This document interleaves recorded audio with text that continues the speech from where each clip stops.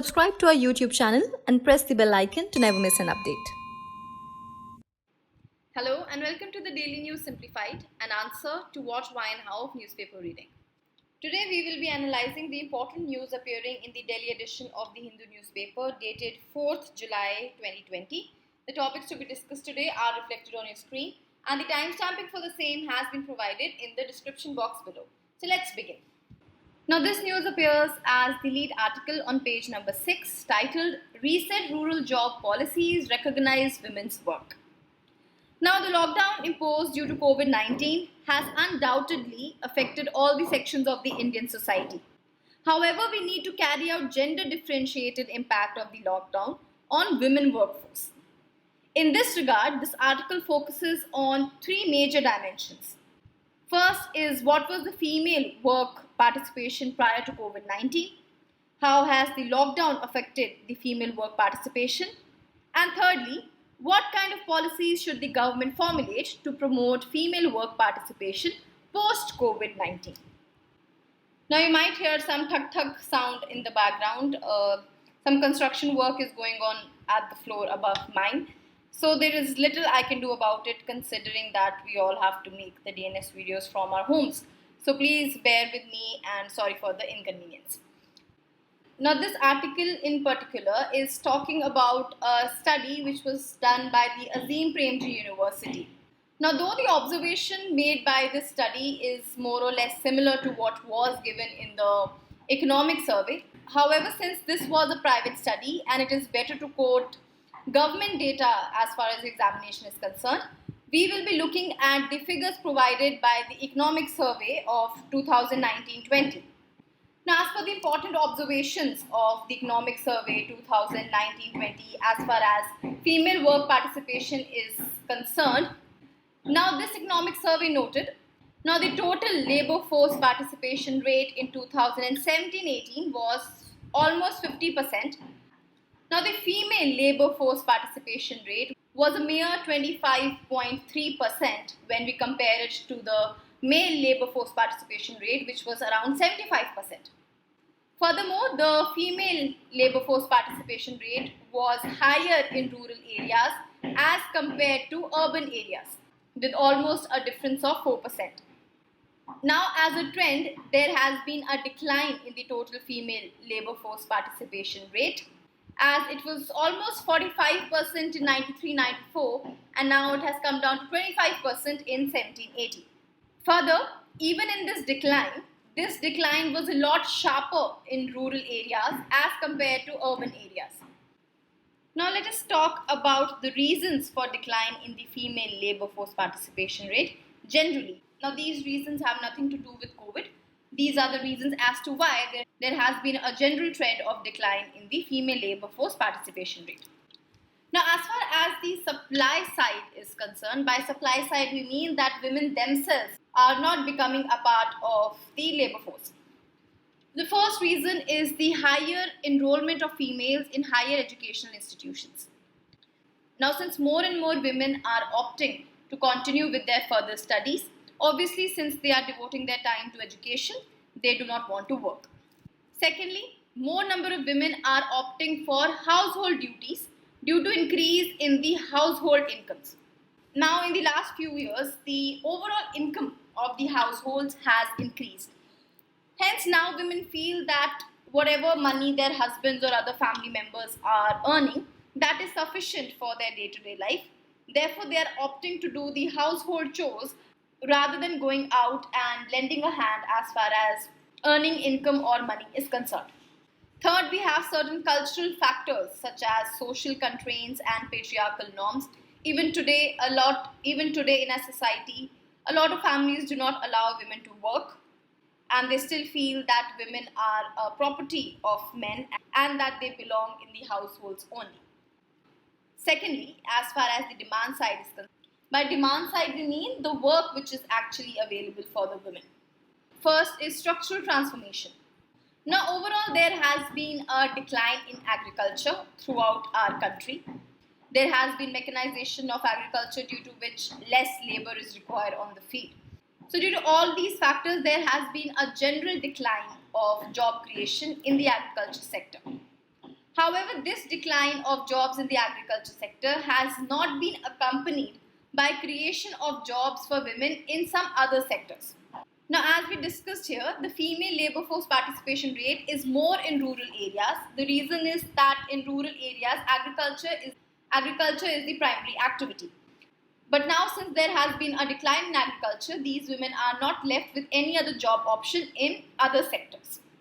The second reason is decline in labor-intensive industries in urban areas. Earlier in urban areas, we used to have industries which required labor. However, now in urban areas, these labor-intensive industries are being replaced by industries which run on machines. So since the work is becoming more and more mechanized, the demand for labor has become less.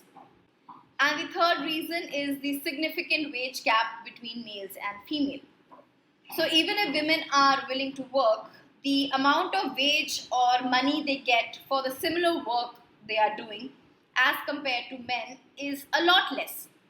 Hence, the significant wage gap is another reason why females are discouraged from joining or working beyond their household.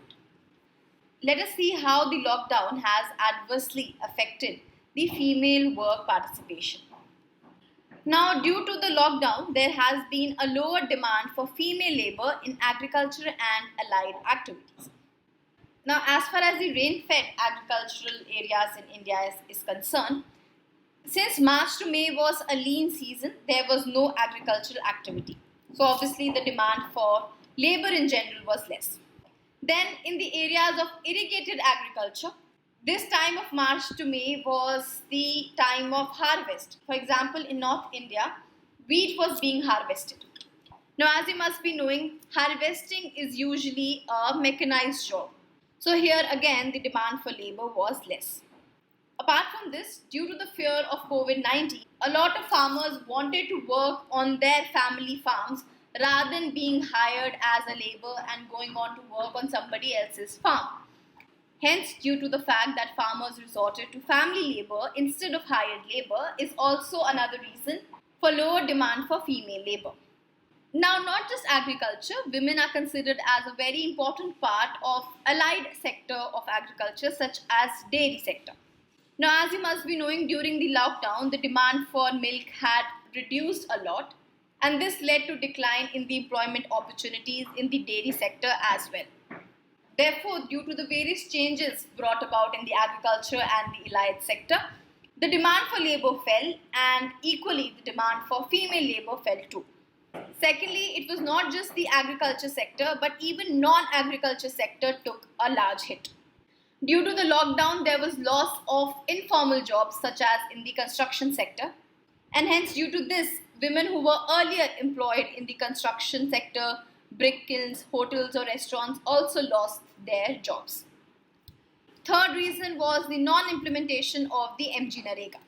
Now, MG Narega was not implemented in the first month of lockdown, and since women account for more than half of the workforce under the MG Narega, obviously this led to decline in the female work participation. Moreover, the COVID-19 lockdown has not just led to a further decline in female work participation. This lockdown has had some other impact on women as well. Now, since during the lockdown, most of the family members were staying at home, and considering the fact that our Indian society is very patriarchal in nature, where they expect that it is the women's responsibility to take care of other members, do the cooking, cleaning and all the other activities. So here also obviously the work of women now increased because now women had to manage their children, husband and other family members 24/7. This led to increase in household tasks such as cooking, cleaning, childcare, etc. And though we take it for granted that it is the job of the women to take care of the household, however, what we fail to understand is that such household tasks will in the long term have effect on women's physical and mental health. Lastly, as a way forward, the author is suggesting that we need to reformulate the policies so that we can reduce whatever distress was caused to the women, including physical and mental distress during this COVID-19 pandemic. And as far as employment opportunities are concerned, We can provide higher employment opportunities to women if we expand the MG-Narega scheme. Now, expansion of MG-Narega is a short-term solution. For the medium and the long run, the author is suggesting that we need to generate more women-specific jobs. For example, more women can be employed as ASHA workers in the rural areas. And if we create more women-specific jobs, then we can have the dual benefit where we will not only be enhancing the employment opportunities for women, but we will also be improving the rural healthcare. So this was all what this article was stating. Let us see a sample mains question based on our discussion. Now it is very unlikely that UPSC will ask a question related to female labour force participation only in the context of COVID. However, female labour force participation remains an important topic. So this question is asking us to discuss the various supply and demand side factors which we have already discussed in our article of today. And it is also asking us certain measures to enhance the female labour force participation. Now we have discussed some of the measures in this article itself today. However, I would encourage the students to please go and do some research on your own and try to find some points. With this, let's take up our next article. Now this news has been taken from page number 10 titled Not the Time to Profiteer NPPA. Now the context of the news is that the Union Health Ministry has identified a certain list of critical medical equipment and has requested the National Pharmaceutical Pricing Authority to make sure that this critical medical equipment is available at affordable prices, especially in times of COVID-19. Now, to better understand this news article, we need to first know about National Pharmaceutical Pricing Authority. And this body is very important as far as your prelims are concerned. Now, the NPPA is basically an agency under the Department of Pharmaceuticals functioning under the Ministry of Chemicals and Fertilizers. Now, this NPPA is an independent regulator to ensure affordable pricing of drugs as well as availability and accessibility of medicines. Now, a very important point which you need to keep in mind about the NPPA is that it is not a statutory body. The National Pharmaceutical Pricing Authority was formed via an executive resolution. Secondly, the functions of NPPA are also important. The foremost function of NPPA is to implement and enforce the provisions of Drug Price Control Order. Now, this NPPA can regulate the prices of both the scheduled drugs as well as the non-scheduled drugs. Now, scheduled drugs also form part of the national list of essential medicines. Now, for the scheduled drugs, the NPPA prescribes the maximum price at which the medicine can be sold. This is known as the ceiling price. And then the retailers cannot sell these scheduled medicines above this ceiling price. The third major function is that it monitors the prices of decontrolled drugs and formulations as well. So it is not just the scheduled drugs of whose prices it can control, it can even control the prices of drugs which are decontrolled. Fourthly, it monitors the availability of drugs, identifies shortages and then takes remedial steps to improve the situation. Fifthly, it also collects and maintains data on the production, the export and import of various drugs, the market share of a drug, etc. And lastly, it tenders its advice to central government on changes and revision in the drug policy. So please remember these points about National Pharmaceutical Pricing Authority. This is an important body as far as the prelims is concerned. Next, as I mentioned that the National Pharmaceutical Pricing Authority's main function is to enforce the provision of the Drugs Price Control Order. Let us see what exactly is this order.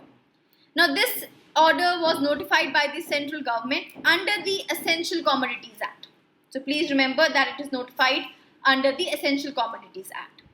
Now, this notification is issued by the Ministry of Chemical and Fertilizers. And furthermore, all the powers of the government under this order are delegated to the National Pharmaceutical Pricing Authority. Lastly, it is through this order that the government controls the price of the various essential medicines which are given under the National List of Essential Medicines, which was published by the Ministry of Health and Family Welfare in the year 2015. Next, let us see how drugs are regulated in India. Now, in the year 2017, the Ministry of Health and Family Welfare came out with the medical devices rule. Then later on, the ministry passed an order where it stated that all the devices which are intended for use in human beings or animals will now be considered as drugs under the Drugs and Cosmetics Act of 1940. And this was done mainly to ensure that all these medical devices can be regulated by NPPA. And the devices which are considered are drugs include all the devices for diagnosis, prevention, monitoring, investigation, replacement or modification support, any life supporting devices, disinfection of medical devices, control of conception, etc. Just go through the list, you do not need to mug this up. Now, following this above order that the medical devices will now be considered as drug, NPPA has now the power to regulate the prices of these medical devices as per the powers vested in NPPA under the Drug Price Control Order 2013. As you remember, I just said all the powers of the government under this DPCO order has been delegated to NPPA. So effectively, it is the NPPA which is regulating the prices of the drugs. Now, under this Drug Price Control Order, the Government of India has the power to regulate the prices of non-scheduled formulations as well. Now, by government here, I mean NPPA, because the government has delegated its power to NPPA.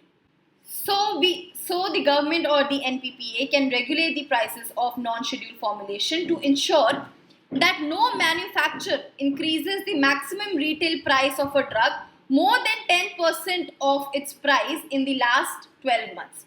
So basically it means that the price of a drug can only be increased up to 10% every year. Now here understand this thing. All the scheduled drugs are the drugs which have been notified so under the National List of Essential Medicines, and whatever is not part of this essential medicine list is considered as a non-scheduled drug. Now, following the COVID-19, prices of medical devices such as pulse oximeter, oxygen concentrations, N95 masks, etc. has been increasing more than 10% in the past preceding 12 months. And all these medical devices are now considered as non-scheduled drugs. And since they are considered as non-scheduled drugs, the government or the NPPA has been given the power under the Drug Price Control Order to ensure that the maximum retail price of these medical devices does not increase more than 10% in the last 1 year. So this is how basically the things are working. I hope you are clear on this. Firstly, through the order of the Ministry of Health and Family Welfare, all medical devices have been classified as drugs. And now all these medical devices are being regulated by the NPPA as non-scheduled drugs, wherein NPPA ensures that the prices of these medical devices does not increase more than 10% in the last 12 months. Now, since this article mentioned about pulse oximeter, let us very quickly see what it is. Now, the pulse oximeter is basically a device which is used to monitor the amount of oxygen carried in the body. Now, as you are aware, this SARS-CoV-2 virus basically affects the lungs. And since it is affecting the lungs, it affects the breathing capacity of a person. And it is this pulse oximeter which is used to measure the amount of oxygen carried in the body, which effectively means it is seeing how well or at what efficiency the lungs are working. And due to COVID-19, pulse oximeter has been a lot in demand, and therefore its price has been increasing consistently. Another related term is blood oxygen saturation. It is the estimated amount of oxygen in the blood. And the blood oxygen saturation reading of 95% or above is usually considered to be normal oxygen level. And if the SpO2 level is below 92%, it is considered as poor oxygen saturation of blood. So this was all about this article. With this, let's take up our next news.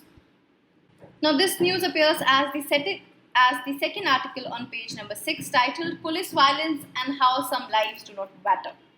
Now the context of the news is that police records from the year 2000 to 2018 has highlighted that for a recorded 1727 number of deaths in police custody, only 26 police officials have been convicted. In this regard, this article is highlighting that India should ratify United Nations Convention Against Torture and should also draft an anti-torture law in the country to account for and convict police officials who are responsible for custodial deaths. Now let us talk about the United Nations Convention Against Torture, or the UNCAT. Now please remember that India is already a signatory to UNCAT but has not ratified it. Now what happens is that before a treaty is concluded, a lot of negotiations take place, where delegations representing each of the states come together in a conference or a meeting. Then together all these states agree on certain terms that will be binding on the signatory. And once all these states reach agreement, then the treaty is signed. This is meant when we say a country is a signatory, that is, the country has signed the agreement or the treaty. However, simply signing the treaty does not mean that the treaty is binding on that country. For the treaty to be binding, the country has to ratify the treaty. Very simply say, ratification means that once the treaty has been signed, each country will come and will make certain changes in its domestic laws in order to comply with that treaty. So once the state does that, then that would mean that the country has ratified that treaty. For example, India is a signatory. However, since India does not have a proper anti-torture law in force in our country, India has not yet ratified the treaty. Now, the UNCAT is an international human rights treaty which was adopted in 1984 by the United Nations.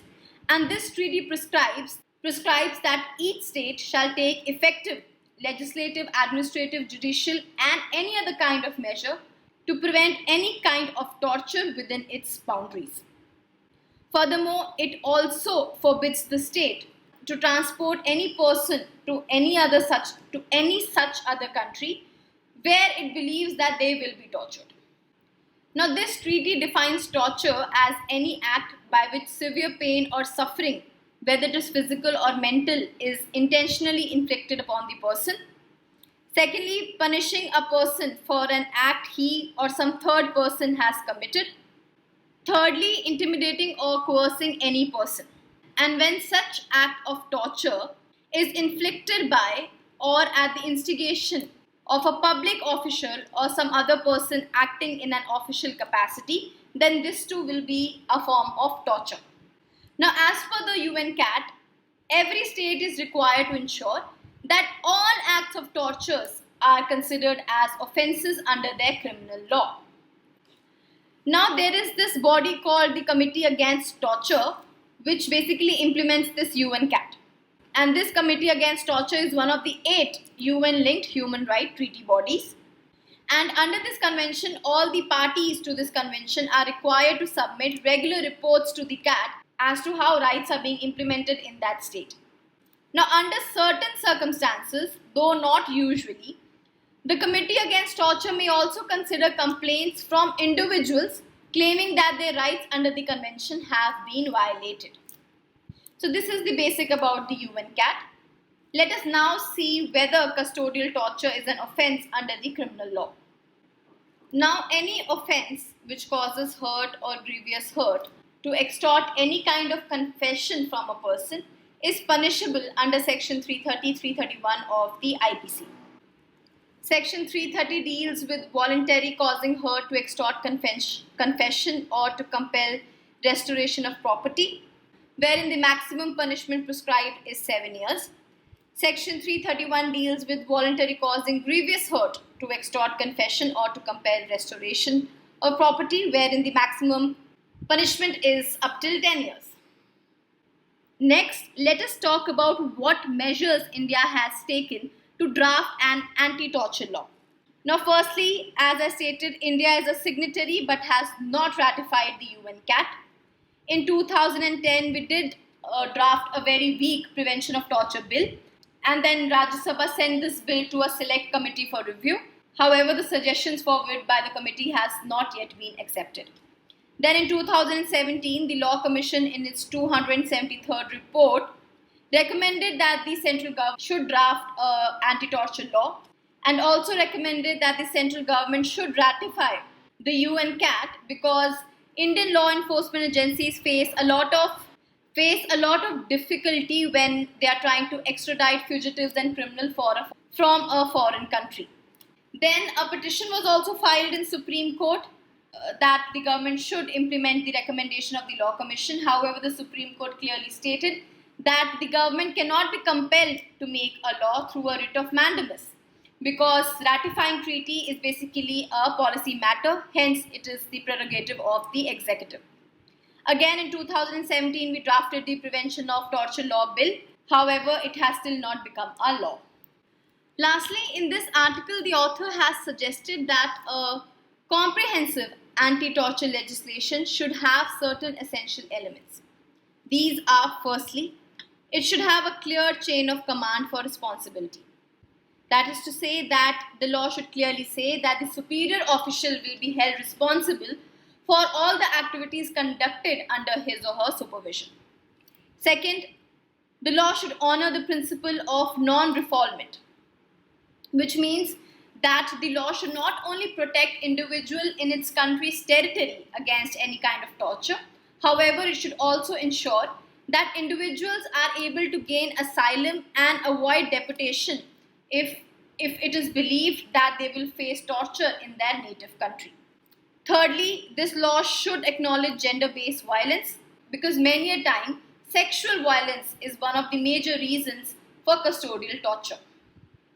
Lastly, the law should be comprehensive, because it should not only provide for criminalization, prevention and detection of torture, but it should also offer certain kind of compensation and rehabilitation to its victim. Lastly, based on our discussion, you can try to attempt this mains practice question. Now, in this answer, you should talk about police violence, lack of proper investigation, impunity of police officials, non-obeying of rules, ratification of UN CAT, the need for Parliament to make a law on custodial torture, police reforms, etc. With this, let's take up our next news. Now, this news we have taken from page number 10. Now, this article is with respect to Nagarahole National Park. And this article is stating that the Forest Department in the Nagarahole National Park has put in some traffic monitoring mechanism along all the roads running adjacent to this national park in order to minimize the road kills of the animals caused by speeding vehicles.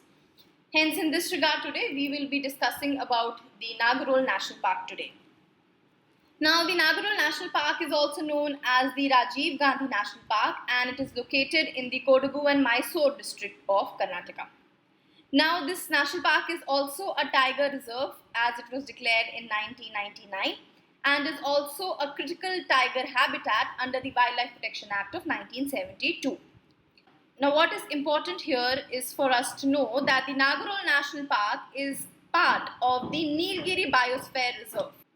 Now, here kindly note that in addition to the Nagarahole National Park, Nilgiri Biosphere Reserves has certain other protected areas, and these protected areas include the Madhumulai Wildlife Sanctuary, the Wayanad Wildlife Sanctuary, Bandipur National Park, the Mupurti National Park, the Silent Valley National Park, and even the Satyamangalam Wildlife Sanctuary. Now, this Satyamangalam Wildlife Sanctuary is a wildlife corridor located in the Nilgiri Biosphere Reserve, which separates the western and the eastern Ghats. So, Satyamangalam Wildlife Sanctuary is basically a wildlife corridor between western and the eastern Ghats. Furthermore, this Nagarahole National Park is located in the northwest of the Bandipur National Park, and the Kabini Reservoir separates Bandipur National Park from the Nagarahole National Park. Here, let us zoom in on this map of the Nilgiri Biosphere Reserve. Now, as you will see, here is the Rajiv Gandhi National Park or the Nagarahole National Park, and here is the Bandipur National Park, and here is the Kabini Reservoir, which separates the two. Then we have the Wayanad Wildlife Sanctuary, the Madhumulai Wildlife Sanctuary, the Mupurti National Park, the Silent Valley National Park. And somewhere here we have the Satyamangalam Forest Department, and it is this Satyamangalam Forest Department which separates the western from the eastern Ghats. Now, as far as the type of vegetation or forest found in Nagarahole Park mainly comprises of tropical semi-evergreen forest. Additionally, the Nagarahole National Park is one of the high density tiger landscape recognized by the Global Tiger Initiative and also has one of the richest wildlife areas. In addition to tigers, the Nagarahole National Park also supports sambar, Asian elephants, gar, wild pig, etc. The important types found in and around this Nagarahole National Park are the Jenu kurbas, the beta kurbas, the yeravas and the solikas. Now this news has been taken from page number 1, titled ICMR looks at vaccine launch by August 15. Now the context of the news is that recently on July 2nd, the Director General of Indian Council of Medical Research ICMR sent out a letter asking officials at 12 hospitals across the country to expedite or hasten the vaccine testing process. Hence, in this regard, let us understand the basics about Covaxin, its mechanism, and what doubts are being raised about the premature launch date. Now, Covaxin is a vaccine against the COVID-19 developed by Bharat Biotech India in collaboration with ICMR's National Institute of Virology. Now, Covaxin's mechanism is that it is an inactivated vaccine, which basically means that in this vaccine, the dead COVID-19 virus is used and not the active ones. So the reason we chose the inactivated vaccine was because we wanted to use the dead viruses so that these viruses are unable to infect or replicate in the person receiving the vaccine. Now, injecting a particular dose of these particles of dead virus helps to build the immunity as it allows the body to create antibodies against this dead virus. Now, ICMR is aiming that Covaxin will be made available for public use by August 15th. But we all know that it takes a lot of time for a vaccine to be launched. So is this even achievable? Well, as we have discussed in our earlier DNS, a vaccine usually has to go through 3 phases of human trials. Now, the Central Drugs Standard Control Organization has already given approval for phase 1 and phase 2 trials. Furthermore, as per the information submitted by Bharat Biotech India to the Clinical Trial Registry of India, in its application, BBIL has stated that phase 1 and phase 2 trials will almost take about a year and a half. Therefore, now the experts have started to question that if only phase 1 alone will take 3 months and phase 1 and 2 will take more than a year, how can all the 3 phases be concluded within one and a half month? Because even the most ambitious companies in the world who are in a more advanced stage of development for their COVID-19 vaccines have given a longer time frame for their public launch. Now, though the vaccine trials can be fast-tracked, it still takes over a year for them to be launched. Hence, the experts are of the opinion that Covaxin should not be launched in a haste, that too at the cost of its efficacy and safety. Now, this requirement of 3 phases of human trial as well as the time period of over a year is when we are normally in normal circumstances developing a vaccine for certain kind of disease. However, during a situation like pandemic, emergency use approval can be given if the data from the first 2 phases of the trial is convincing enough. Hence, if in the first 2 phases of the trial it is shown that the vaccine is safe and it is effective, the regulatory authorities might give emergency use approval. Hence, in such emergency situation, this allows that the launch of the vaccine can happen without the 3rd phase being conducted. However, there is a caveat here. Such kind of approval then requires additional data, adverse event reports from the manufacturers. So this was basically the gist of this news article. Let's take up our next news. Now this next news appears on page number 6, titled Lessons for Indian Marine. Now this editorial has been written with respect to the Italian Marines case, which Weber sir in yesterday's DNS only has discussed very comprehensively. So you can refer to yesterday's DNS for this topic's information. The next news is on page number 15. With economic measures, India seeks to turn table on China. Now, whatever has been written in this news article is almost similar to what I had discussed in the DNS dated 25th June 2020. That is the challenges associated with such strategies and also what will be the benefit, if any, of such strategies for India. And the third reference is of the article given on page number 14, which is related to the Purchasing Managers Index. This too we discussed in the DNS dated 13th June 2020. Now please remember that in this news article, I had pasted an earlier video, and at that time NSO wasn't formed. So here in this article, wherever I have mentioned CSO, please remember that now it is no longer CSO because NSSO and CSO have been merged to form the NSO. With this, we come to an end for today's discussion. Let's take up the question for the day.